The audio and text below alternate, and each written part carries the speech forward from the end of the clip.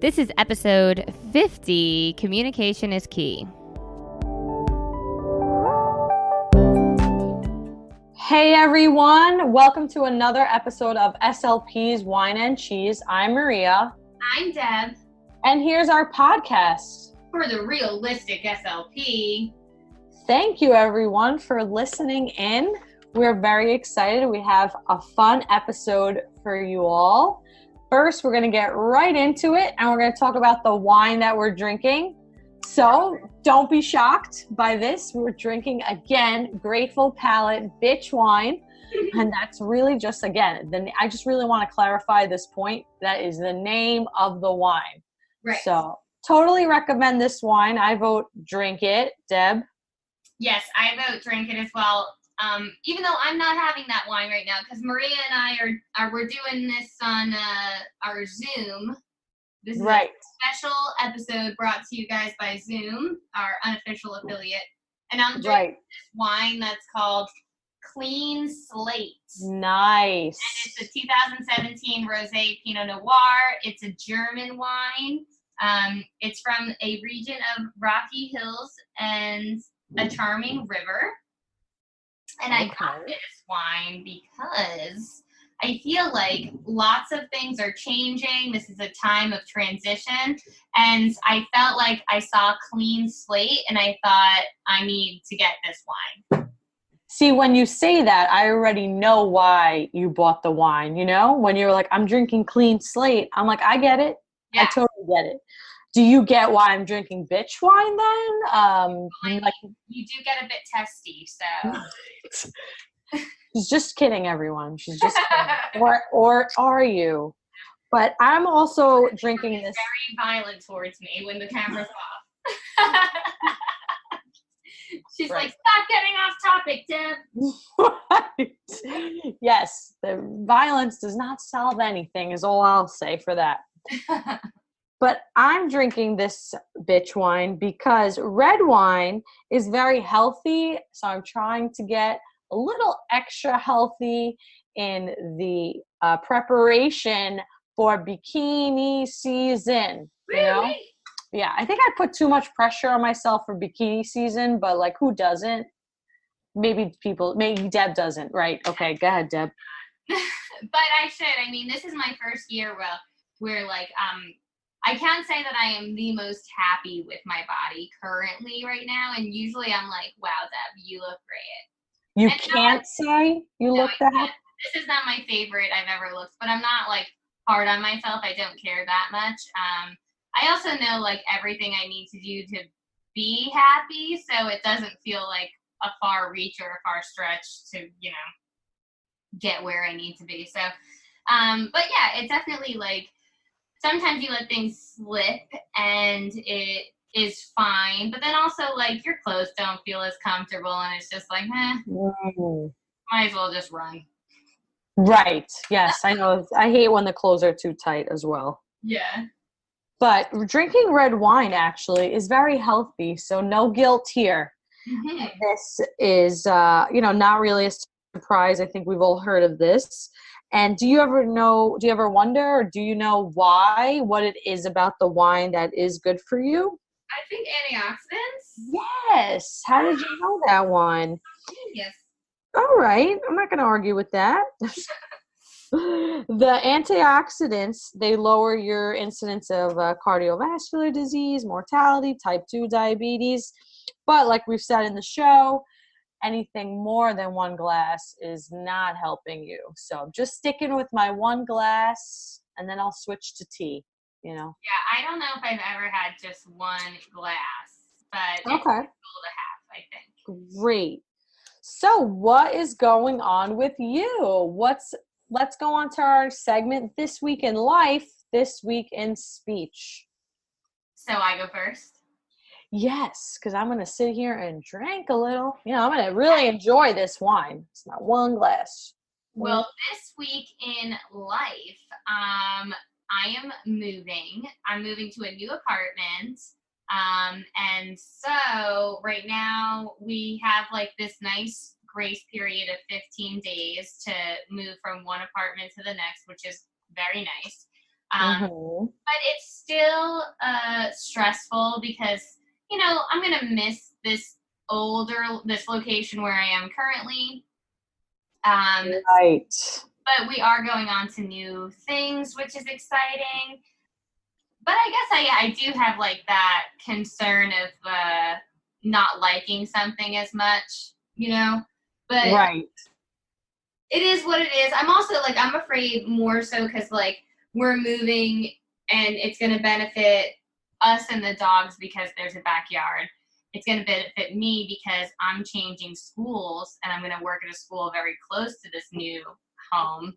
And I don't know how it's benefiting Mike. So I feel bad that this is quite Deb centered, which is like a big weight to feel. Okay. I think you got a little bit cut off, but just for the audience members so they know that you're going to have a backyard. So, because that "b" sound got cut off. So they're like, what are they going to have? A backyard. Yes. Yeah, there's Yes. a backyard. So we're looking forward to that. And I can tell Mike is looking, because, walking dogs constantly is also difficult. But, it's a lot, and I feel as though I am very adaptable to change, and I kind of like thrive off of change, and not everyone shares that enthusiasm for change. You're shaking your head. You don't either? I initially don't, right? But then I have to like remind myself that change is good. And I have gotten so much better with change because a lot of times, actually pretty much all the time, except for a few rare moments, change was actually very good. So, and you just adapt. As humans, we adapt. So even in the beginning, if it's difficult and a change, then eventually you will adapt and see the bright side of everything, and then you'll just kind of come back to baseline. Right. Like life will continue and everything will just fall back. Yeah, and I just feel so stressed out because I feel as if I do very well with change. It doesn't bother me, and I'm worried that my impulsivity and my my desire for change could negatively impact somebody else. Named Mike Racine. His name's Mike Racine. Yes, I feel Right. I just want to make sure he's happy, and it's a lot. But then this week in speech, my school ended on Friday, so I am not full time in a school right now. And virtual cheers to that. Clink. I am drinking this wine. Yeah, I feel very fulfilled. I feel very complete. I feel proud of this year. I think we did a lot of great work. I'm changing schools. I will miss the school. I will miss these kids, but I think we did a lot of great work together, and I'm doing really well with that transition. Mm-hmm. And definitely. Now I have a bunch of private cases that I'm seeing all throughout Brooklyn, and I've met a lot of new kids this week, and it's been fun. So what about you? What's going on this week in life? Great. For you? So this week in my life, I've been dedicating time to my summer trip. Woohoo! So I've been researching, which I really enjoy. I feel like this is part of travel that I like, the researching and looking into different towns. So if anyone knows anything about Sicily, Cosentina, I'm messing up the name. I don't have the pronunciations down right yet. The major town in one of the second biggest cities in Sicily.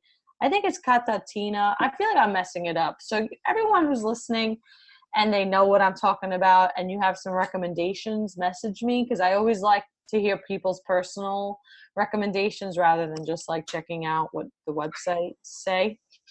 So I've been researching that, and I booked ferry tickets to go to different islands in Greece. So I'm going to 3 different islands so far. Paros, Milos, and Hydra, which I hate saying them the American way. Paro, Milo, and Hydra. There we go. Yes. See, it sounds so much better. Right. So I've been researching and booking stuff for my vacation. And I have my first Jewish wedding on Sunday, so I'm excited for that. Nice. I've never been to a Jewish wedding before, so I'm really excited to see like the religious aspect of that wedding ceremony that I've never seen before.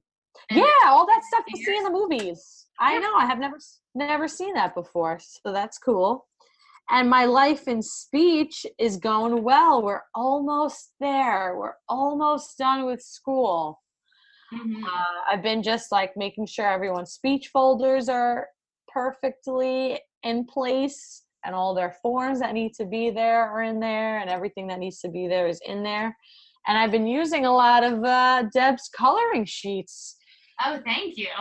because of your change, of you moving and decluttering your office. I received mountains of papers. I am so appreciative and also sorry. I don't. No, you don't have to be sorry because I kind of like it because it's really just no prep. Right. Like, Wonderful. so I just feel like, where did you get all the time to make all these materials? Like, it worries me a little. I like it though. I mean, it's not hard when you like doing something. You You're know. right. I know because my coworkers see it, like the teachers, like, this is cute. This, I'm like, no, look that creative.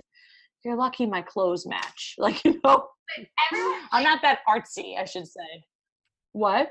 But I think that it's obviously like I'm not that great at drawing because everyone does always ask like, oh, did you draw this to like people all the time? So it does seem very attainable. But kids like that, you know. They do. Today I had my new kids that I started with today. They were like, did you draw this? And I was like, yes. And they're like, Yeah. wow. And Yeah. I didn't have my iPad, but I told them I'd bring it next time to show them. Oh, that's nice. Yeah, I had a client ask me too, and I was like, I didn't draw it. My friend drew it.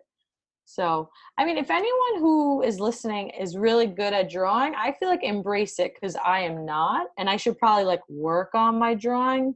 But I have a mountain of papers to use, so I don't have to yet. But once I get down and have a small little mountain, I will be inspired, I think, to continue it. Yes. I hope So that's a little side note there. So yeah, that's my week in life and my week in speech.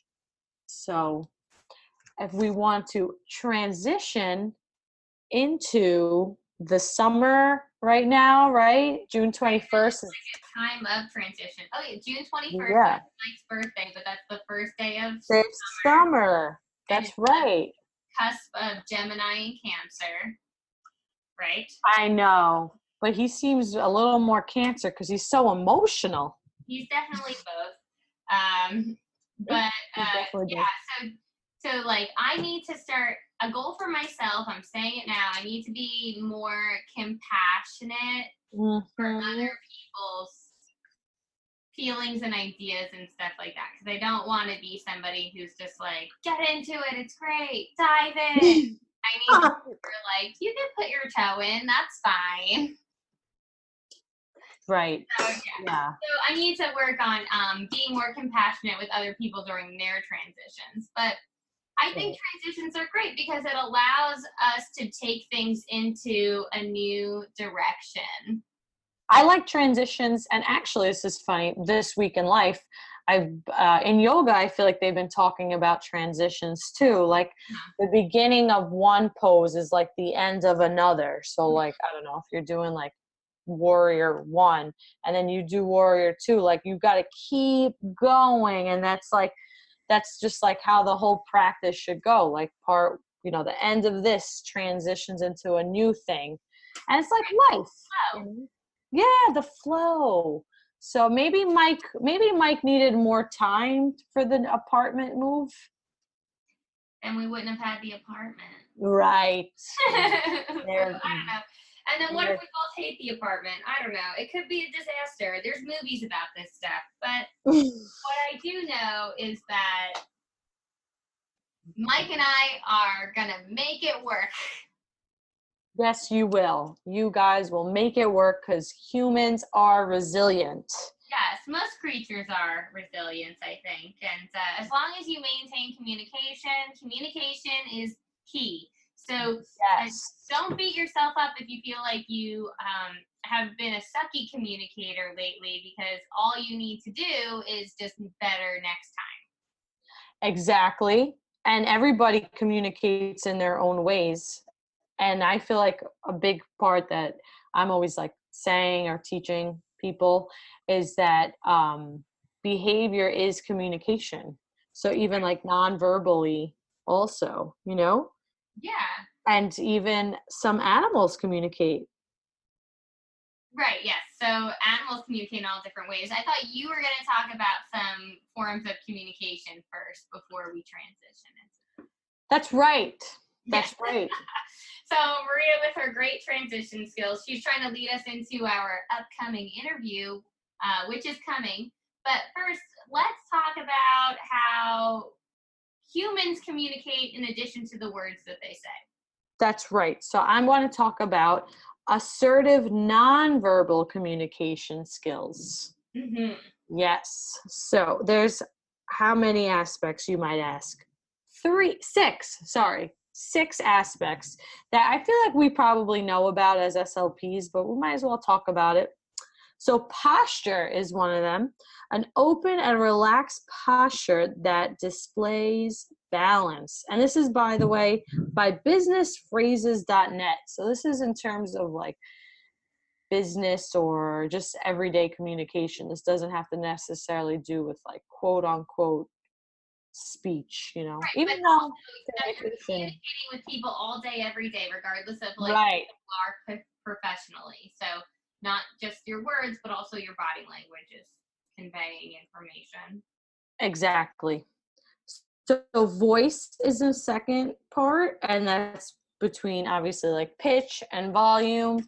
So keeping a good volume, not too loud. You're going to be like that annoying person who's too loud, obviously, or whispering all the time. You'll never get your point across. And I feel like I'm often that person that's too loud. Sometimes kids are like, too loud. And they're sometimes. their ears. But also, if I feel like I'm losing somebody, I might like change it up to wake them up. So I'll be like, uh-oh, or like, look at Right. this, or ba, be, beep, bo, boo. Wow. Like, do something like crazy. Like I just change my pitch, especially if they're predicting I might sound a certain way because I have Right. routinely Continue. sound a certain way. I'll just do something crazy and they're like, what was that? You wackadoo. And all I did was just go like, beep, like higher. Right. I feel like I have some weird pitch things, but I think they're just part of my personality. I'll be like, are you sure? And like people won't know if I'm like being sarcastic. And I'm just like, I don't know. That's just like how I communicate. But people like, they get it. They adapt. Right. They're like, oh, that's just They Maria. learn about you. Yes. But I do try to be aware of that when I'm like first meeting someone. Like I'm not trying to sound sarcastic. Like this is just me, I don't know, but that's another fun fact.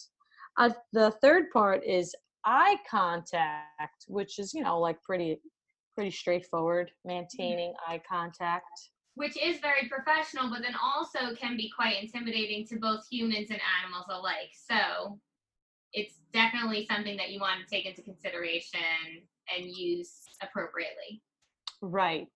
Have you ever had adults that don't Yes. give appropriate eye contact? What do? You just like keep talking, right? You're not going to be like, look at me. You're not looking at me. No, whatever makes them comfortable. You can look at the ceiling and talk to me. I don't care.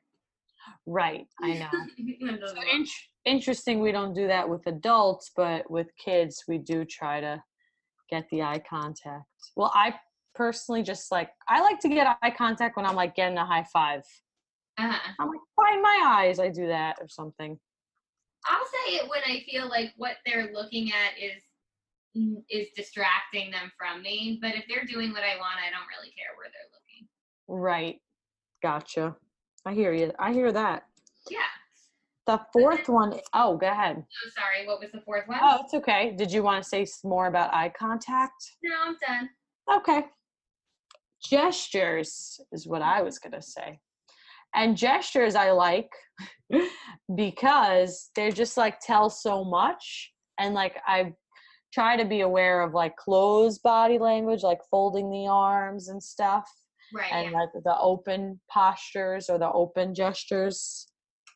Yeah. And like everyone listening right now is like, am I closed or am I open? Am I closed? It's good to think about too on like a first date or something. Mm-hmm. You know, like, are you just like sitting there like really closed off? Even if you just are naturally sitting that way, like you should think about that. Yeah, I do typically stand with my hands on my hips or my hands down by my side because I feel like it's a power position and I don't want It anyone is. to assume I'm insecure or something. So I always stand wide and proud. All right. Is that a compensatory strategy? Like, are you insecure and then you're just hiding it? No, I probably should be more insecure than I am. Even when Okay. people say there's things about me they don't like, I still keep going. So, like, I don't know. As long as you like them. Not everyone's going to like you. So, what are you going to do? Exactly. So, Well, nobody cares about them. How about yeah. that? What other people think about you is none of your business. That's right. That is correct. Great. And then here's another obvious one, smiling. Mm-hmm. Yeah, I feel Smiling. like this conveys really well, especially like when you're on stage or public speaking. It's important to smile, even if something like not saying like laugh at your own jokes, but it's just like it allows your audience to relax when you're smiling. When you're comfortable, your viewers will be comfortable. So smile a lot. Yeah. A lot of times I just smile when I don't want the conversation to continue. And I'm like, I don't want to keep initiating like questions. I'm just Right. going to like just smile and be like, mm-hmm. Right. Mm. Yeah. Just hold the smile and hope they change the topic of conversation. Right. That's a good Right. technique. Good technique, you know? Yeah. Again, this is for just everyday life. So I'm just trying to get all the scenarios in there. But communication is key to everyday life. And Exactly. communication is verbal or nonverbal, then it's still quite important. Which brings us in to our newest segment. Oh, I had one more left, okay. which is distance. Leaving enough space to talk. And you know, there are like those close talkers, and I just like gently ease my way. And I flat out have told some people, like, all right, you're a little close to me. Like, I just say it. Like, I'm not like a very like, what is that, like smooth person that I could like think of something like, oh, I wish you were further. Like, I don't know. I just can't like think of that on the spot. I'm just like, I guess I am just blunt, but I just feel like it's better that way. But that's my opinion, you know? Yeah. Not bad. It's good. I think it's just better to put it out there. Yeah. And most of the time people will appreciate it. They're like, oh, okay, I'm sorry. I do talk too close. And I'm just be like, That's yeah. proxemics, right? What? Proxemics. What's that? That's like proximity. I'm assuming it's a word. Comes from the Greek word proximity. I'm just kidding. Right. I'm sure. You presented everything. That's Are right. we ready for our newest segment? Our newest segment. Our newest segment is called Deb Talks, and that's where Deb and not Ted. You're frozen. Can you hear me? Okay, there you're back. Deb Talks are when I interview a person who I find interesting, and today we're talking to Aislinn, the founder of Ace of Paws Dog Training Company, and she's also going to talk about how the things that we do and how that communicates and translates to animals and what they're able to get from us based on our verbal and nonverbal communication, whether that be tone or posture or eye contact. And it was a great interview, and I learned a lot, and I'm going to apply some of her tips to my everyday life with my two dogs, Frankie and Oliver. And Maria, you have a dog too. AJ, yes. He's an old dog.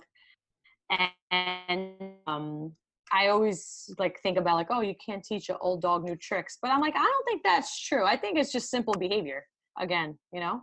So. Yeah. Dogs, I mean, I taught Oliver how to ring a bell last year.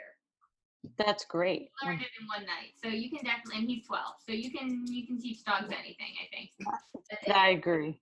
Yeah. So that doesn't mean that they don't have challenging behaviors. Well, we talk about it in the interview, so I don't want to give away too many things that I talk about. But okay. you have any challenging behaviors with your dog? Excessive barking. Oh, we talk about excessive barking, so look forward to that. Can't wait. And before we get to the interview, we're going to pause for a commercial break.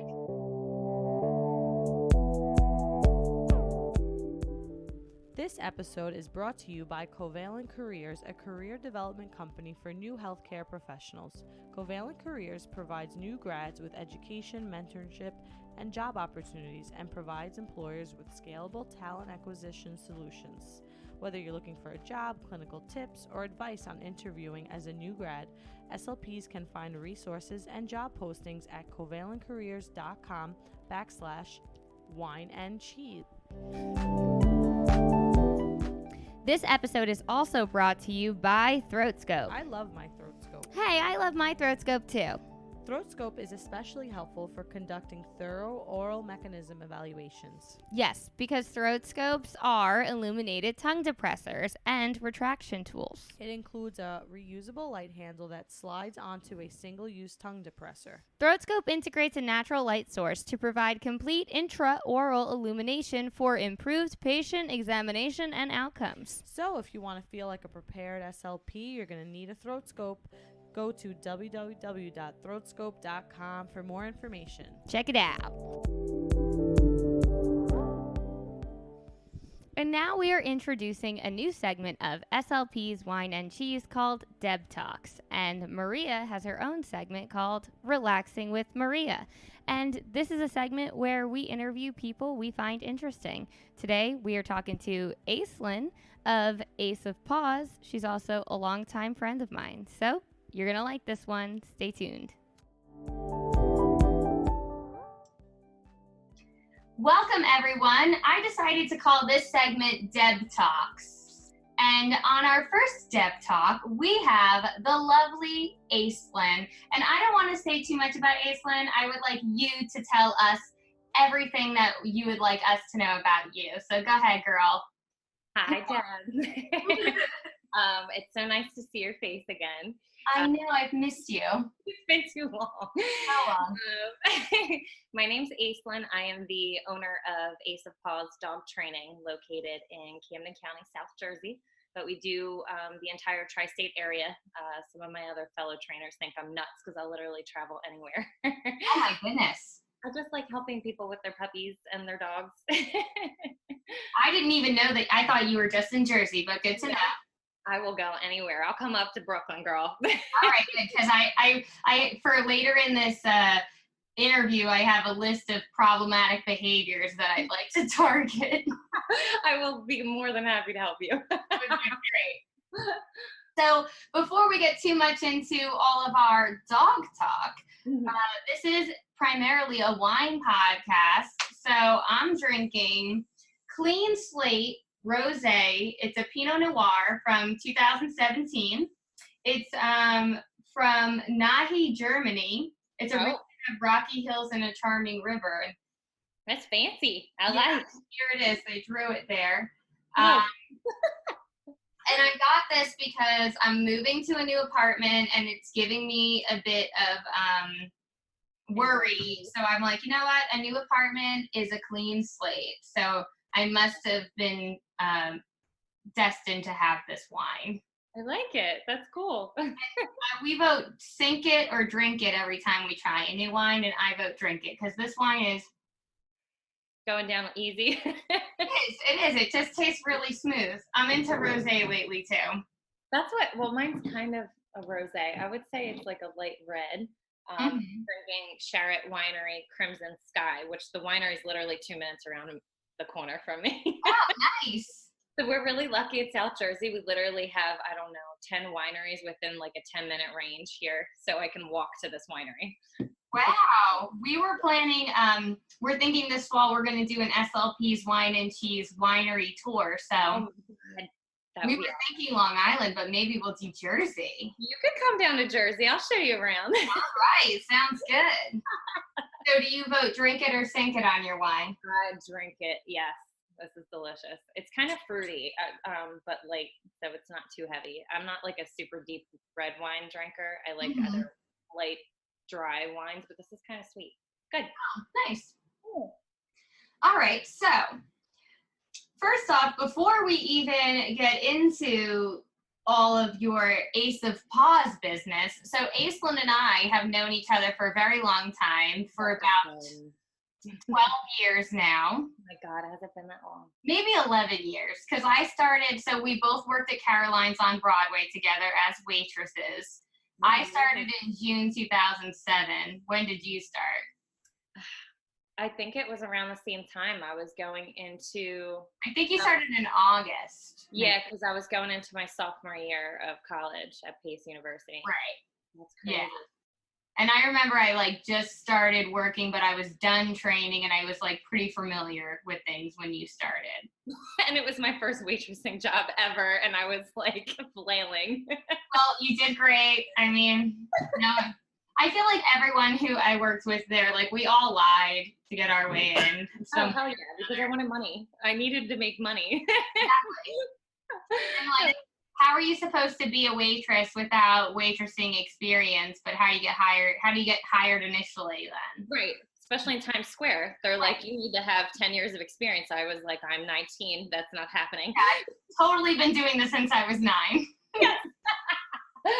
My mom threw me into the restaurant. It's fine. No big deal. Well, I was bringing everyone beers that I knew all the time growing up. So, yeah, we got that down.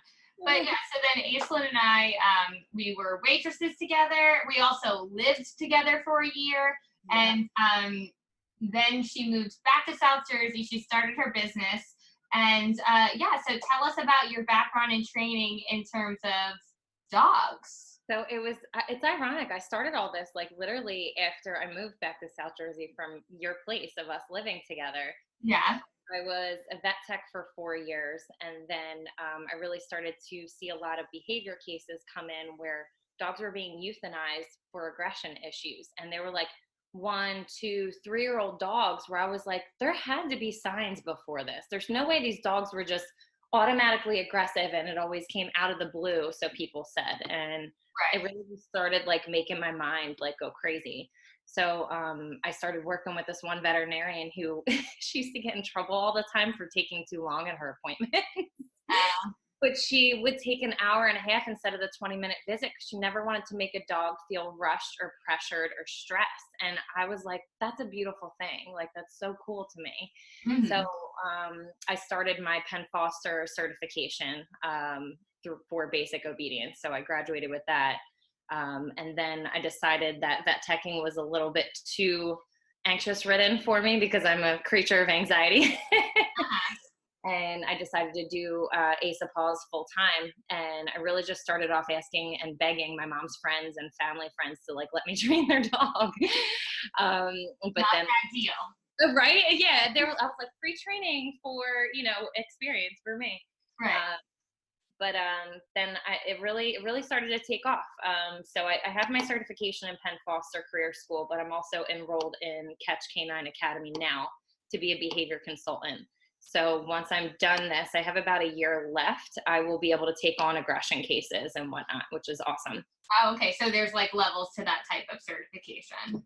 Yeah, unfortunately, it's a very unregulated field. So a lot of people say that they're certified or say that they take on these crazy aggression cases. And I find a lot of clients coming back to me with their dogs worse because they fell into the wrong hands, unfortunately. Right. They told them the wrong things to do. Exactly. And it's scary, but yeah, so that's, my current schooling, which is all self-paced, which is a struggle because we're 3 months out from our wedding. So I've been planning. Oh, right. Congratulations. Thank you. We're technically already married, but. Oh, nice. Well, you didn't do the party yet then, right? Yes, exactly. We didn't celebrate anything. So I'm like, okay, school, wedding, how do I do all this? But yeah, that's pretty much the background. And then my first rescue was severely aggressive, and he also got my mind thinking, like, how do I fix this? There has to be a way to make these dogs not react this way to people coming in the door, or aggression towards other dogs, or whatever the case may be. Mm-hmm. So it's been 5 years now since I started Ace of Paws, which is cool. Wow. Yeah, I know. That's crazy. I mean, like, is it crazy running your own business? It I lose my mind a lot, and last year was actually my first year having employees. So 2018, I have 4 girls right now, and they're rock stars. Like, they're hard workers. I don't have to light a fire under their ass. Like, they're literally like, what do you need me to do? I'll get this, I'll get that, and they're on top of it, which is amazing. But You have employees? Wow. yeah, it is. I have 3, well, there's 2 lead trainers other than myself, and then a dog walker as well. So we started incorporating dog walking just to help out our regular training clients while they were away at work during the day. But the dog walking got to be a little bit crazy. We've been walking about 40 to 50 dogs a week on top of training sessions every night, and it got to be a lot. Right. Wow. So we're trying to focus more on behavior and training now and kind of back off on the dog walking a little bit. Right. Is it good for carryover though too to have the dog walkings? Because it's like you're doing these lessons and then you'll be able to carry it over to the walking. Yes, and then that way we can be consistent, because a lot of owners are busy and they don't have time to literally practice all the training and the leash training that we've done on a daily basis. So when we have a walker coming in once or twice a day, that's keeping it consistent, so their 104-pound Rottie isn't dragging them down the street. This is just like speech therapy, because it's like you do what you do in the speech therapy session and you give homework, which is hopefully carry over so that they can generalize those skills. Yes, client compliance is huge, and I'm sure it is the same where, you know, I love all my clients, but sometimes I'll come back the following week and they're like, nothing has changed. And I'm like, well, have you done your homework? Well, no, it was really busy. Okay, then we're going to get the same results. Exactly. Yeah, therapy has to be frequent and intense. Yeah. And consistent. Yeah. So we got into your background, training, and motivation. So can you tell me, how do dogs communicate with each other and with humans? Is that the same or different? It's actually, it's very similar, which a lot of people, when they come to us and they're saying, my dog's doing this and my dog's doing that, clients don't realize what they are doing, the dogs are responding to. And the reason why that is because dogs are always reading body language, and they're always giving off body language signals. So even something as subtle as if you're staring a dog directly in their eyes and they kind of shift their eyes away, they're telling you they're uncomfortable, and that you should probably stop leaning over them and reaching over them and staring directly into their eyes. It's a very like threatening posture from the human. Right. But they give off such subtle cues. So even back to what we were saying earlier, when they say a dog bit somebody out of nowhere, there are always telltale signs, but people just don't know what to look for. Right. So that's where people get in trouble. They don't realize that the dog averting their attention, or even just the shifting of their ears, or the raising of their hackles on their back, or even the level of their tail. Even some people are like, oh, my dog's tail was wagging. Well, what was their entire body doing while their tail was wagging? If their tail was wagging, it could be a nervous wag if their eyes are like this and their ears are pinned back. Mm-hmm. So that's basically our job, is to come in and really educate people on how to read your dog. So they're talking to us all the time. Just because it's not vocally doesn't mean they're not speaking to us, which is crazy, crazy and mind-blowing. Yeah. I can definitely see that. The thing though, I have 2 dogs, as you know, and if the listeners don't know, I have a 12-year-old Yorkie named Oliver. He's 12. 12. Oh my God, I love him. He does not act 12, but he is 12. I thought he would calm down. He is not. He's the same dog that you lived with. And now I have a almost 1.5-year-old Shar-Pei pug mix, or Oriente or Shar Pug. Mm-hmm. But so I do feel like both of them stare at me dead in my eyes, so I look back at them, but they don't look away, and like, so I feel like that's okay. Yeah, they honestly, so we even actually teach a cue. It's called watch me, for the owners to be able to call attention from whatever the dogs are doing, to call focus back onto them. With their owner, especially somebody that they build a bond with, it's not so threatening. But if a stranger comes in and is like, be my friend, it's very intimidating. But they've built a bond and trust with you that it's kind of like, oh, that's my mommy. No big deal. Well, I mean, I feel a little threatened. Oliver's staring at me in my eyes, barking, and he's like, get me a treat. And I know that's what he's saying. And Yeah. I'm like, you don't own me. He is very demanding. I remember that about him. So demanding. That's on the list. But we didn't get to the list yet. So dogs primarily communicate with their body language and also, I guess, verbally with the barking. Vocalizations. Yeah, and they do actually have many reasons why they can be barking. And even though we're the professionals that come into the home, an owner truly knows their dog's vocalizations better than anybody. Like my Evie girl, she's 6.5 and she does an excited growl, which sounds crazy, but when new people come in, she's and somebody that doesn't know her, she's 70 pounds, they're like, that's a pit bull growling at me. That's terrifying. And I'm like, that's actually her happy growl. I feel crazy saying that, but I know my dog. Right, yeah. So, yeah. Frankie does this like very throaty growl too, but he does it when I don't let him say hi to a dog. It's like he's very offended and he wants to be able to say hi, but then people like assume that he's gonna like try to fight them or the dog because he's growling. Yeah. But really the problem is Oliver will attack that dog. Oliver the fierce. Yeah. The 12-pound 12-year-old will fight the 70-pound pit bull and lose. He will lose probably. They always start at the little guys. They'll start the fight, but they can't finish it, especially if they pick it with an 80-pound something else. Exactly. But yeah, so that's like the weird dynamic we have. But Frankie definitely does that. Like, it's a very scary sounding growl, but I've never seen him do anything intimidating. Frustration. A lot of the time with the leash, they can get frustrated. Like, hey, I want to go say hi. And if they're not able to, they literally let out this vocalization that sounds somewhere like a cross between a T-Rex and like a pterodactyl or something. Yeah, and that's what it sounds like. Yeah, he is not happy about it, and then he gets mad at Oliver. He'll like step on him because he's like, "Look what you did! You did this! You did this! Now I can't say hi because you can't control yourself. You're always turned." And that's how Frankie feels about Oliver. So you said vocalizations, which is true. There's barking and there's growling. Howling, even barks have different ranges of like a low tone to a high pitched yiping, depending on the breed. Some offer some more, but they can. There's a beep. We had an emergency flood warning on our phone. Oh my goodness. That's okay. I put it on silent. That's okay. I was just earlier telling Aislinn how I don't like alarms. And then the emergency flood warning goes off.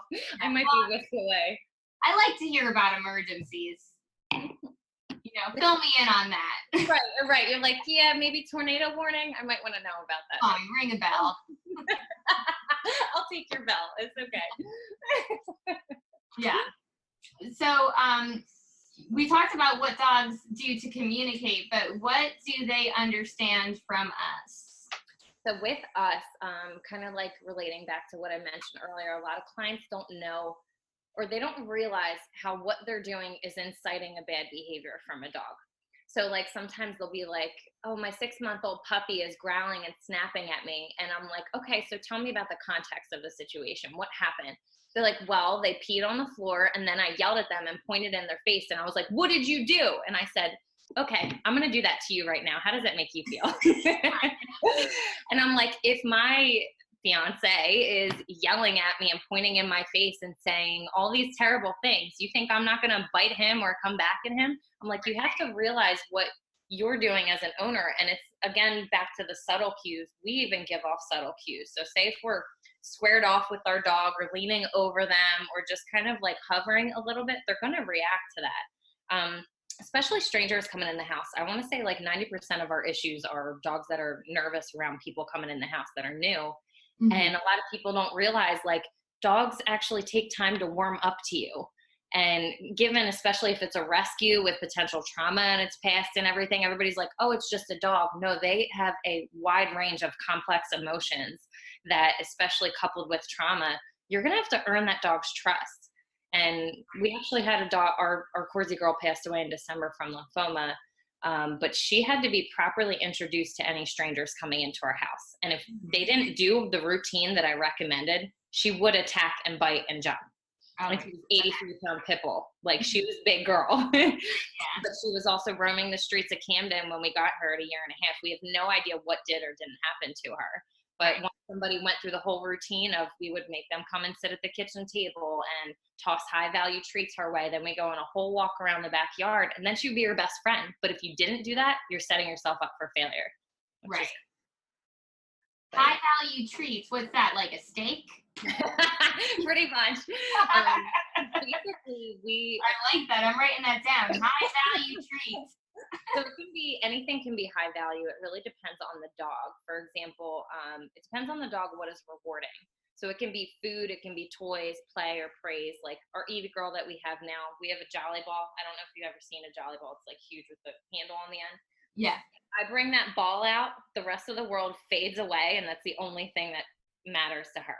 Some dogs literally could look at a ball and not even care at all. So it really depends. There was this one dog I was working with, long and short. I actually cooked ground turkey for this dog for this visit. This was like 4 years ago. And she was lunging and kind of barking and growling on the leash, like you're saying Frankie does. And I literally was trying to get her attention, trying to do watch me, trying to have her sit, and she was just blowing past me, still barking at this dog. So the owner was like, I have these dry, crummy treats inside that she loves. Can I go get them? I'm like, please, we need to find out what this dog's high value item is. She brings out these brittle, dry, crummy things. That dog sits. She does watch me. She's looking at the other dog, not making a peep, and solely focused on the owner. So Right. They decide what's high value to them. And you just kind of have to trial and error it a little bit, but you're also combating the distractions. In speech therapy, we call that an interest inventory. Ooh, I like that. Yeah. I'm going to write that down. It's an interest inventory. I really like that. Yeah. So dogs are able to understand our body language and our tone. So how do I convey to my dog that I like a behavior? So when you like a behavior, you want to reward it, or you want to make a big deal out of it. And kind of what I said about like rewards can vary between the dogs. So like, for example, my old Shepherd mix was purely praise motivated. Outside with high distractions, he didn't care about food, he didn't care about toys. It was all touch and praise. Mm-hmm. So it depends on the dog. Like Evie, I could praise her until the cows come home and she gives zero shits about it. Like she does not do it. But food and toys is her high value thing. So if she does something really good, I'm going to give her her favorite item, which is usually peanut butter. But if she doesn't, or if I don't like something that she's doing, the removal of a reward speaks high volumes to them. So what I mean by that is, you might have dealt with this with your puppy. Say they're mouthing and jumping and nipping, and you're trying to like walk away and turn away and trying to withdraw attention, but they're still nipping at you. Mm-hmm. You are the reward in that moment because it's fun for them. It's a game for them. So you have to remove yourself within 1 to 2 seconds of that act of mouthing or jumping or whatever it might be. We call it reverse timeouts, which is basically your dog's mouthing or jumping at you. Put yourself in a separate room or across the baby gate for 10 to 15 seconds, rinse and repeat. It's almost like a kid with timeouts as a child. But they're really effective because that dog never wants to be apart from you. So if they notice and associate every time they mouth you or bite you or jump on you that they lose you for 10 to 15 seconds, that is going to decrease that behavior. Okay, so I definitely would remove myself from the situation if I felt like Frankie was mouthing me. He really was never much of a chewer on anything though, so that didn't happen too much. Frankie actually is like the best dog that ever existed, and he doesn't really have any problematic behaviors that aren't ignited by Oliver. Yeah, Oliver starts it all. The 12-year-old dog. Yeah, bad influence. This is like older siblings are very bad influences. Yeah, it's true. They are. So then now I'm going to get into my behaviors that I feel like are the hardest for me to tackle. Yeah. So excessive barking. Now I know because Oliver is a Yorkie, that's just like something that he will have innately within him. Is that accurate? Or yeah, genetics have a huge part to play in that for sure. Right, but it does drive me insane. I hate it. I do. Like And they're like, for the most part, like he is communicating something with me, but like a lot of times I'm like, no, it's inappropriate for you to be yelling at me like this. So what I do is like, if he's telling me and I could tell like, oh, it's like sometimes he's barking at me and I'm like, what is wrong? And then I'm like, oh, you don't have any water. Mm-hmm. I get it. Okay, so then I'm not mad. I give him water. Or like sometimes my dogs, they decide when they want to eat and when they don't want to eat. Not according to the schedule, like they're fed according to the schedule, but sometimes they might get a little bit like snotty about their food that they're eating, so they won't eat, which makes them very hungry at some points. Yeah. And then they start like demanding food from me. Well, mostly just Oliver. So if he does want it and I'm like, oh, now you're ready to eat the food, then I'll give it to him. Because he told me, and like I'm a speech therapist, and that's just how I operate. I get it. But there are other times when he is excessively barking because people are not coming into the house, but they're leaving. Okay. Like when anyone puts their shoes and jackets on, that's when he starts barking. Mm-hmm. He barks at other dogs on the leash, but not off leash at the dog park. Okay. And he'll bark at me, and like when he inappropriately like barks at me for treats, that drives me insane too. So, I don't know if there's 3 separate techniques for those types of behaviors, but yeah. So with the people leaving, that actually sounds like it's anxiety based. A lot of dogs have a threshold thing with people coming in or going. And if people are putting on their jackets and putting on their shoes, it is an indicator that they know somebody's going out. And it's a lot of commotion usually where people are by, or you're getting your bag, or you're saying whatever. Right. Which makes the departure way worse because like it's like, do I have everything? I don't know. I can't think because Oliver is barking. Right. Now, does he ever nip when he's doing that too? No. Oh, good. You're lucky with that. I know the barking is high pitched and annoying, but you're lucky with that. Some dogs go. I'd rather get bit. I don't know. I've been bit by some little babies, and I had a puncture in my knee, and I'm like, this dog was not happy I was leaving the house. It is not fun. Right. But so any dog that, whatever breed they might be, through years of evolution, they were bred for a specific purpose. So why I say that is because they constantly need jobs to do. So even like toy breeds and whatnot, now modern day, they're companion animals, but they have these innate drives to have to perform and have to do these duties. So what we do for dogs that get anxious with people leaving, we give them a job to do. So basically we give them a safe place that they either have to, when people are coming or going, go to, sit, lay down, and stay. And through practices of repetition and consistency and patience, they learn that every time they go to this place, no matter whether someone's coming or going, really good things happen to them.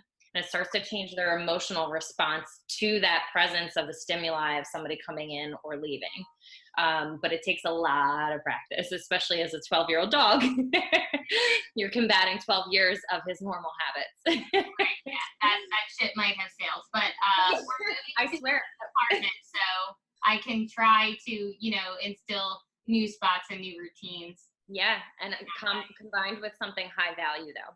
So when people are coming or going, that's really a potent, exciting thing. So you would need something, I can actually send you a couple links. One of our high value items, if he's food motivated, they're called, is he?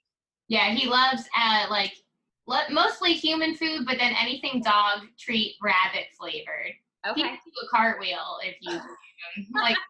He is very smart. You could train him to do any trick. Like, and it's not like he is completely untrained. It's just he can't be tamed. He has his little quirky tendencies, as I like to call them. Yeah. So there's some Red Barn Choppers beef lung. They're these like big beef lung treats that you can take into these little tiny pieces. They're really potent, high value. There's also Thinker's salmon treats. They're made by Play-Doh. They're really fishy smelling, but they're really potent to the dog where they're like, what is that? Oh, humans leaving. Okay, no big deal. I like these instead. And you want to help change that emotional response that when they focus on that, regardless of what else is going on, they start to associate it with a good thing and not a stressful thing. Should I put like a bucket next to my door or something so I have easy access to these treats? That's actually a perfect suggestion, to have a stash ready to go where they can't reach. Something that can be, because these bags, they come in resealable bags, so you can usually just put them up high somewhere. But some of our clients will actually leave a bucket by their foyer with tennis balls in it, because that's their dog's high value item, just to have them focus on that. So it's a good suggestion. Okay, yeah, because I feel like all these ideas are good and not things I've never thought of. It's just the accessibility. Like, you don't always have that thing right there in the midst of chaos. A lot of it's about being proactive too. So if you know somebody's coming or you're going to be leaving, it's okay, let's get him in his training mode and give him a job to do before he reacts, because it's almost harder to bring them out of that heightened state of adrenaline unless you're, getting them to work prior to. Right. And then, so the other thing that's annoying about Oliver is marking. And then, and I feel like even recently we've had a little bit more marking, and somebody was like, maybe he can't control his bladder now that he's older, but I'm like, he's still lifting his leg. Is he neutered? Yeah. Yeah. Sometimes it can be, again, so dogs can actually get OCD. It's called canine compulsive disorder, CCD. Where if this kind of had some type of reinforcing quality about it when he was younger, it just kind of continued. Is he marking in the house or it's outside? Outside always excessively, but then recently it started happening inside, and that's enough to kill you too. How long ago? Noticeably and frequently, maybe throughout the 12 years it happens sparingly, but I feel like within the past 3 months I've been like, what are you doing? Why are you doing this? Have you taken him to your vet to just double check for a UTI, or make sure there's no blood work changes or anything like that? Well, we went because he got a year ago he got 19 teeth retracted, which changed his whole behavior. He was so much better after, because I suppose he was in a lot of pain from the teeth decay. So then that was a miracle worker. So I was like, oh, Oliver's cured. And then just recently this happened. So we went, but we didn't talk about peeing because it wasn't, and he didn't really. Probably a lot of other stuff going on that you were focused on. We were just making sure, shots and teeth. So we didn't talk about peeing. But so males can get UTIs a lot easier because their urethra is so much smaller than a female. Mm-hmm.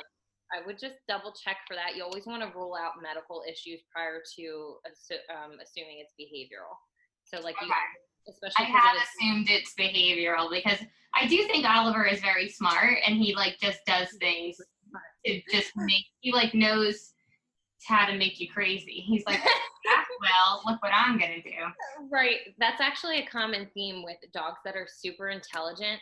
They're actually more of a challenge for the owner, because they can problem solve a lot easier than the lazy dog, and they can think outside the box a little bit. So they're almost like your ADHD child that is bouncing out of their seat in class because they don't know what to do with themselves. It's very similar. So that's how I feel about him. He's It could be anxiety based. It could be OCD based.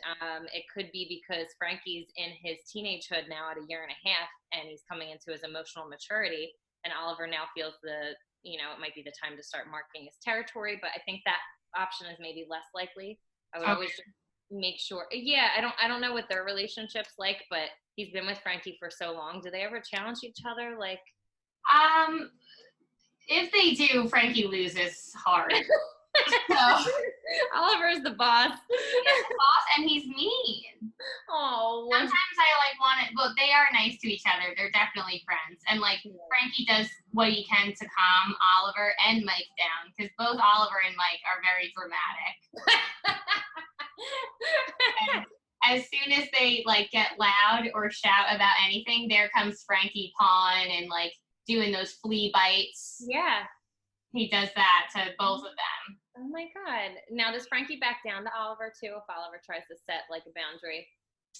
He'll get upset. He'll go and lay down and be like, why? Why don't you like me? That's good though, because I was curious about if Oliver's peeing was marking over Frankie, because if a teenage dog is trying to challenge the older dog, sometimes they may turn to be up wanting one-upping them a little bit Right. with the status seeking. But Frankie's like an angel. He doesn't do anything in the house. I also read before we got him that his breed is very susceptible to OCD too. And he really is like, he only pees in certain spots. Like he'll go outside and he'll do like really one long void. It's not like, but Oliver will stop at every single thing that's standing, every bag, every pole, everything. He wants to pee on everything outside. Could be his sense of smell too. Are there a lot of dogs in your neighborhood? Yeah. Yeah. Their sense of smell is insane. I mean, they have 300 million olfactory cells in their cell, and humans have in their noses, and humans have like 6 million. They have a crazy amount more than us that I can't imagine the scents that he picks up outside. So it might be him marking over other dogs too. Right. Yeah, I'm sure. Yeah, because he does do that. Yeah. And then the last issue, I think I've watched lots of videos on this, and I'm doing my best. But Frankie with the leash pulling has not. It's definitely gotten better, and he does like to walk as a group best, but he still sometimes just pulls. And I stop every time he pulls. I make him come back. I walk the other direction. We do that like spin around thing. I don't know if it's just because I'm the only one doing it, and Mike is just running because they're. Does he run with Frankie, or is running away? He's running. Well, I think Mike's trying to be proactive, where he's like, "Well, I'm just gonna run so that you can't pull." I'm honestly, and Frankie might be getting used to that pace. Because naturally they run or they walk at a faster pace. So if Mike's always running with him and you're always walking with him, he's probably trying to find a balance a little bit. Where he's like, but he always takes me that way. How are we? Right. Yeah, I know. I could tell. Like, so it's like children being like, well, Dad lets me do this. And I'm like, he's not here. Consistency is huge. And it's good that he's given him an outlet to exercise, but there should definitely be maybe sometimes where he just walks with him. Mm-hmm. I don't know if you've seen me post about it, but there's this harness for power pullers that I literally rave about. It's called a Freedom Harness. I will send you the link on it because we're actually an affiliate of them. Oh, yeah. Send the link so that we'll put it in the show notes. Yeah, that would be awesome because we've been recommending their harnesses for the past 3 years. And they finally just made an affiliate program where they're like, hey, you want to partner with us? I was like, yes, I swear by these things. So basically this harness is for power pullers. So every time that they try to pull you, it starts to turn them a little bit back towards you, but coupled with doing the leash exercises, like you were saying. Every time he even puts tension on that leash for 1 second, you want to spin around, go in the opposite direction. However, you want to have high value items out on your walk with you.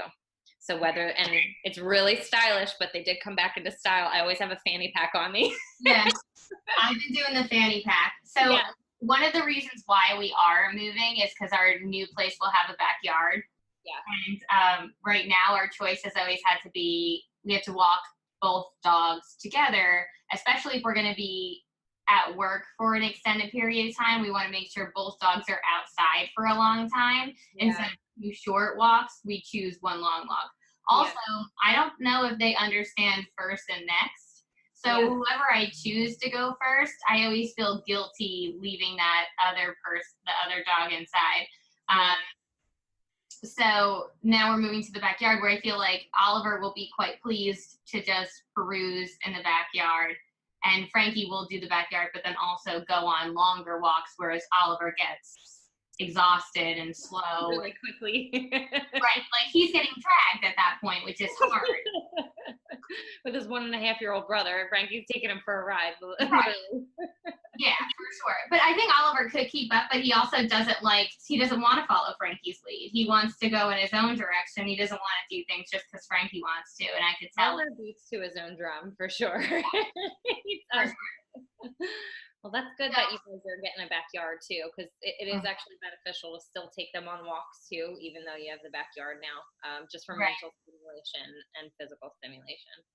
Right. I'm going to try to, though, we have like a patio and then we have like a dirt area that we're going to put grass. And on the patio, so like while we're outside, Oliver could be out in the backyard. And I'm going to put Frankie on the leash and just go back and forth. Yeah. on that patio. That's my plan for summer. So Yeah. I'll document it so that I could stay accountable.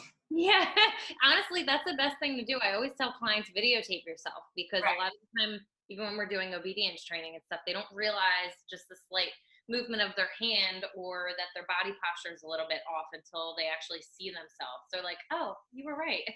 I'm like, I do it to myself because I don't notice that I have two hands out at the same time, and sometimes that can confuse dogs. So Right. it's good. It's good to hold yourself accountable. All right. Well, I'm going to do it. Good. Well, that wraps up our interview. Thank you so much, Aislinn. Can you tag or like just you could plug any of your social media right now, any contact, any information that you want the listeners to hear? Yeah, so we are on Instagram at Ace of Paws Training, and our Facebook page is Ace of Paws LLC. We are an all positive based training company, and we come to our clients' homes to target the environment. So it's very convenient for a lot of people with families that they don't have to drag all of their children out to training class. We come to you. Oh, that's very convenient. Good. All right. Well, thank you so much, Aislinn. Thank you for having me.